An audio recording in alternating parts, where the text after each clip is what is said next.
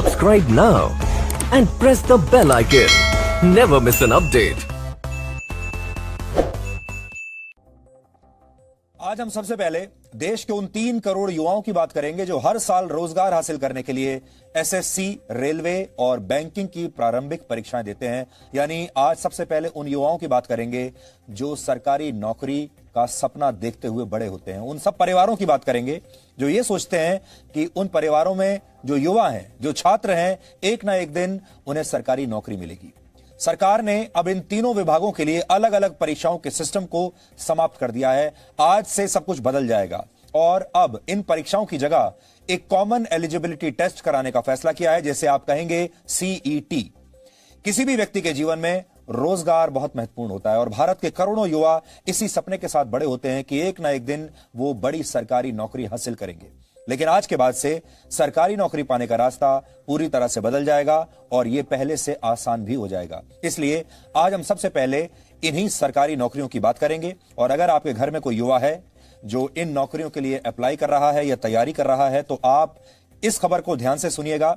हो सके तो जो इसके जो पॉइंट्स हैं उन्हें आप नोट भी कर सकते हैं। अब भारत के करोड़ों युवाओं को बैंकिंग, रेलवे और स्टाफ सिलेक्शन कमीशन यानी एसएससी की मुख्य परीक्षाओं में बैठने के लिए अलग अलग प्रारंभिक परीक्षाएं नहीं देनी होंगी। इससे पहले इन विभागों के लिए 3 चरण में परीक्षाएं होती थी। सबसे पहले प्रारंभिक परीक्षा होती थी, इसके बाद मुख्य परीक्षा होती थी और आखिर में इंटरव्यू होता था जिसके जरिए किसी भी उम्मीदवार का चयन किया जाता था। लेकिन अब नई व्यवस्था के तहत इन अलग अलग सरकारी विभागों के लिए अलग अलग परीक्षाएं आपको नहीं देनी होंगी, बल्कि इन तीनों के लिए एक कॉमन एलिजिबिलिटी टेस्ट यानी सीईटी का आयोजन होगा। पहले हर प्रारंभिक परीक्षा के लिए अलग आवेदन पत्र और अलग परीक्षा केंद्र हुआ करते थे, जिससे आपको बड़ी परेशानी होती थी। लेकिन अब ऐसा नहीं होगा। अब एक ही परीक्षा केंद्र और एक ही आवेदन पत्र से आपका काम चल जाएगा। केंद्र सरकार की कैबिनेट ने पहले के उलझे हुए सिस्टम को अब समाप्त कर दिया है और कैबिनेट की बैठक में कॉमन एलिजिबिलिटी टेस्ट कराने के लिए एक नेशनल रिक्रूटमेंट एजेंसी यानी एनआरए के गठन को आज मंजूरी दे दी गई है। अब ये एजेंसी ये सारे परीक्षाओं का आयोजन करेगी। देश में फिलहाल 20 भर्ती एजेंसियां हैं, यानी 20 एजेंसियां हैं जो सरकारी नौकरियों में भर्ती करती हैं। अलग अलग सरकारी नौकरियों के लिए अलग अलग परीक्षाएं यही 20 एजेंसी आयोजित करवाती हैं और आप हर बार इन अलग अलग एजेंसियों में हर बार अलग आवेदन करते हैं, हर बार अलग परीक्षा होती है, हर बार अलग परीक्षा केंद्र होता है।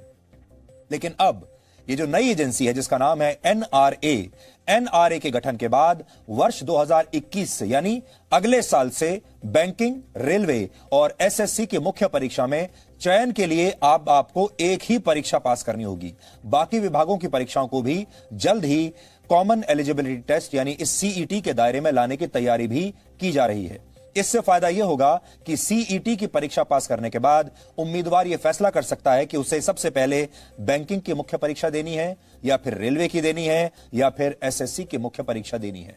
सीईटी में हासिल किए गए अंकों यानी मार्क्स की वैधता 3 साल तक रहेगी। यानी अगर कोई युवा चाहे तो इन्हीं नंबरों के आधार पर पहले साल रेलवे की परीक्षा दे सकता है, दूसरे साल बैंकिंग की और तीसरे साल एसएससी की परीक्षा दे सकता है। ये हम आपको आज उदाहरण के जरिए समझा रहे हैं ताकि आपको और अच्छे से समझ में आ जाए।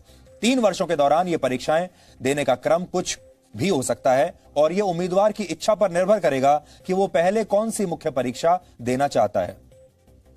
सरकार की कोशिश है कि आने वाले समय में सरकारी नौकरियों के लिए बाकी की प्रवेश परीक्षाएं भी कॉमन एलिजिबिलिटी टेस्ट के माध्यम से ही आयोजित कराई जाएं। नेशनल रिक्रूटमेंट एजेंसी अभी 1 वर्ष में 2 बार सीईटी का आयोजन करेगी। 2 बार दे सकते हैं आप इस परीक्षा को।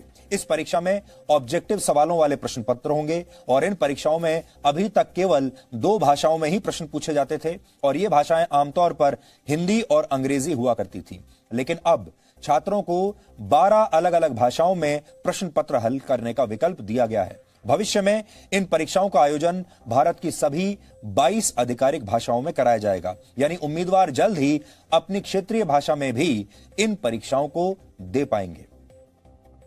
सूचना और प्रसारण मंत्री प्रकाश जावड़ेकर ने भारत सरकार के इस फैसले की जानकारी आज जब दी और उन्होंने इस कदम को युवाओं के लिए बहुत फायदेमंद बताया।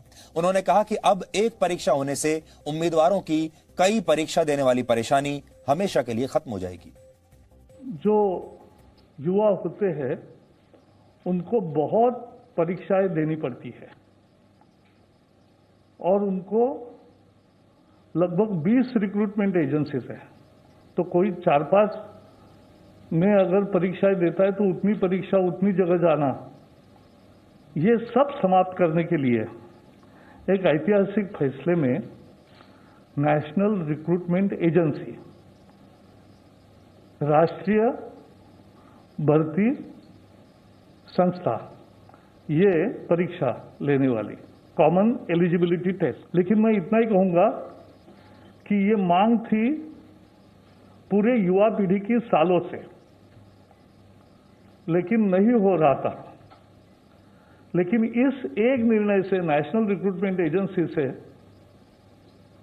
एक परीक्षा, उससे उनकी तकलीफ भी दूर होगी, उनका पैसा भी बचेगा और मानसिक स्वास्थ्य भी ठीक रहेगा। बहुत दौड़ धूप नहीं होगी और एक ही परीक्षा से उनको आगे जाने का मौका मिलेगा।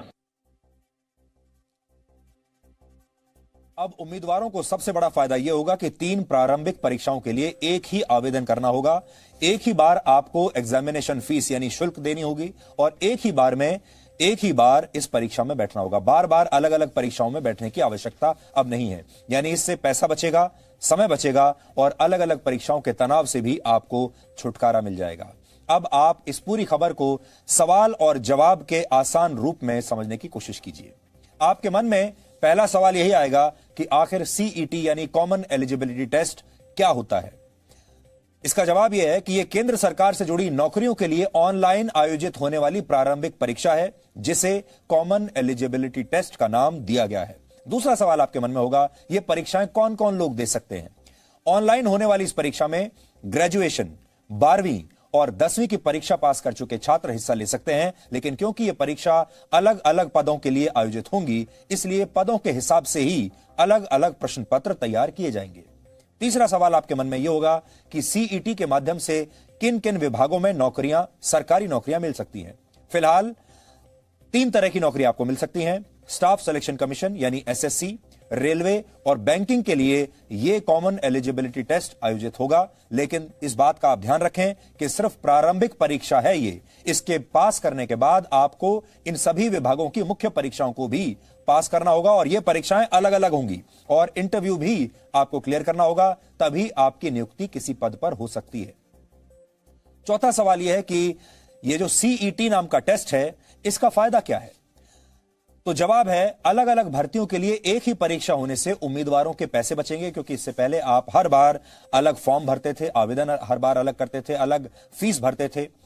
आप पहले अलग अलग परीक्षाओं के लिए अलग अलग फॉर्म्स, अलग अलग एग्जाम फीस और अलग अलग परीक्षा केंद्रों तक पहुंचने के लिए उम्मीदवारों को काफी पैसा खर्च करना पड़ता था, क्योंकि आप ट्रेवल करते थे, दूर जाते थे ये इम्तिहान देने के लिए। लेकिन अब उम्मीदवारों का पैसा, समय और ऊर्जा तीनों की बचत होगी। सरकार को भी अलग अलग परीक्षाएं आयोजित नहीं करनी पड़ेंगी और इससे सरकार के खर्चे में भी कमी आएगी।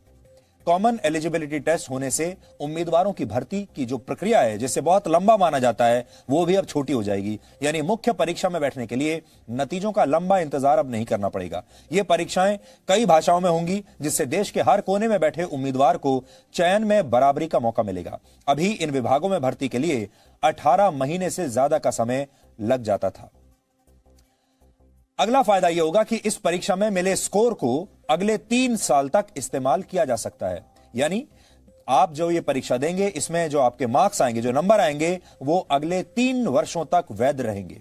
उम्र की अधिकतम सीमा तक पहुंचने से पहले उम्मीदवार इस परीक्षा को जितनी बार चाहे उतनी बार दे सकता है और आप अपने स्कोर को इंप्रूव भी कर सकते हैं। इस स्कोर को केंद्र सरकार, राज्य सरकार, केंद्र शासित प्रदेशों और पब्लिक सेक्टर की कंपनियों के साथ भी शेयर किया जा सकेगा। यानी इसके आधार पर आपको वहां पर भी नौकरियां मिल सकती हैं और एक समय ऐसा भी आएगा जब आप अपने इस स्कोर को प्राइवेट सेक्टर में भी नौकरियों के लिए इस्तेमाल कर पाएंगे। अगर आप किसी प्राइवेट कंपनी में नौकरी के लिए जाते हैं, वहां पर भी आप बता पाएंगे कि आपने सीईटी का एग्जाम क्लियर किया है और इस एग्जाम में आपके इतने नंबर आए थे।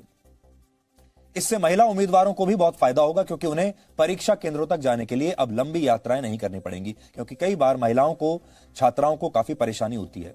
इससे परीक्षा में हिस्सा लेने वाले उम्मीदवारों की संख्या भी 5% तक घट सकती है और ट्रेन और बसों के जरिए परीक्षा केंद्र पर जाने वाले छात्रों की परेशानी कम होगी। इससे जुड़ी तस्वीरें आपने कई बार देखी होंगी, जब ट्रेन में इतनी भीड़ भाड़ के बीच ये छात्र परीक्षाएं देने के लिए जाते थे, हजारों और लाखों की संख्या में। अगला सवाल आपके मन में यह होगा कि ये परीक्षाएं आयोजित कहां पर होंगी। इसके लिए सरकार ने 1000 परीक्षा केंद्र बनाए हैं। हर जिले में एक परीक्षा केंद्र जरूर होगा और इसके अलावा सरकार ने उन 117 जिलों को भी इसके लिए चुना है जिन्हें सरकार युवाओं को रोजगार देने के उद्देश्य से खास तौर पर विकसित करना चाहती है। यानी भारत के हर जिले में एक परीक्षा केंद्र जरूर होगा। सीईटी की परीक्षा इन जिलों के परीक्षा केंद्रों पर आयोजित होंगी और यह पूरी तरह से कंप्यूटराइज्ड होंगी, यानी इसमें धांधली की कोई गुंजाइश नहीं है, भ्रष्टाचार की कोई गुंजाइश नहीं है। अभी तक ये परीक्षाएं सिर्फ बड़े जिलों में आयोजित हुआ करती थीं और अब देश के छोटे जिलों के युवा भी इनमें हिस्सा ले पाएंगे और उनकी ये परीक्षाएं उनके अपने जिले में ही होंगी। और आखिरी सवाल ये आपके मन में ये भी हो सकता है, इन परीक्षाओं का करिकुलम यानी पाठ्यक्रम क्या होगा। तो इसका जवाब यह है कि सीईटी के लिए एक ही पाठ्यक्रम होगा, लेकिन अलग अलग पदों के हिसाब से उम्मीदवारों से पूछे जाने वाले सवालों का स्तर भी अलग अलग होगा। जितनी बड़ी नौकरी होगी स्तर उतना ही ऊंचा होगा, जितनी नौकरी नीचे होगी स्तर उतना ही आसान होगा। यानी 10वीं पास करने के बाद सीईटी देने वाले उम्मीदवारों से ग्रेजुएशन कर चुके उम्मीदवार के मुकाबले आसान सवाल पूछे जाएंगे। एसएससी, बैंकिंग और रेलवे की प्रारंभिक परीक्षाओं में हर वर्ष 2.5 से 3 करोड़ उम्मीदवार हिस्सा लेते हैं और इनसे देश के करोड़ों परिवारों का भविष्य प्रभावित होता है। इसलिए आज हमने राजनीति और अंतर्राष्ट्रीय कूटनीति की खबरें दिखाने से पहले आपको इस खबर के बारे में बताया, क्योंकि हमारा यह मानना है सबसे बड़ी खबर वही होती है जो आपको और आपके परिवार को और आपके जीवन को सबसे ज्यादा प्रभावित करती है। और हम जानते हैं भारत का जो मिडिल क्लास है, भारत का जो लोअर मिडिल क्लास है, हर मध्यम वर्गीय परिवार में बच्चों को यही कहकर बड़ा किया जाता है, यही कहकर पढ़ाया जाता है कि एक दिन वो किसी बड़े सरकारी पद पर पहुंच जाएंगे, एक दिन वो सरकारी नौकरी करेंगे। हर छात्र का, हर माँ बाप का यही सपना होता है। तो आज उस सपने को पूरा करने की दिशा में जो आप यात्रा किया करते थे, उसमें अब बदलाव आ गए हैं।